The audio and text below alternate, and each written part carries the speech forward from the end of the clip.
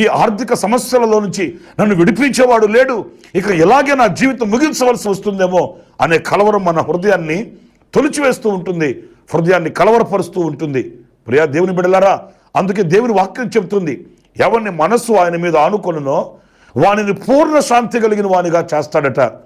అంటే మన ఎదుట నిలిచిన సమస్యలు, మన ఎదుట నిలిచిన పరిస్థితులు సముద్రం అంత విస్తారంగా ఉన్నప్పటికీ, సముద్రపు తరంగాల వలె ఘోష పుట్టిస్తూ ఉన్నప్పటికీ, సర్వశక్తి కలిగిన దేవుని వైపు మనం చూడగలిగితే ఆ సర్వశక్తి కలిగిన దేవుడు నిశ్చయముగా వాటిని అణచే దేవుడు, మనల్ని ఆయన లేవనెత్తగలిగిన దేవుడు, మనల్ని ఆయన మన పాదములను స్థిరపరిచి సమసమాజంలో విలువ కలిగిన వ్యక్తిత్వాన్ని మనకు అనుగ్రహించి మనల్ని సాక్షులుగా నిలబెట్టుటకు శక్తి కలిగిన దేవుడు, మనం ఆరాధించే మన ప్రభు అయిన యేసుక్రీస్తు. దేవుని పరిశుద్ధ నామానికి మహిమ కలుగునుగా.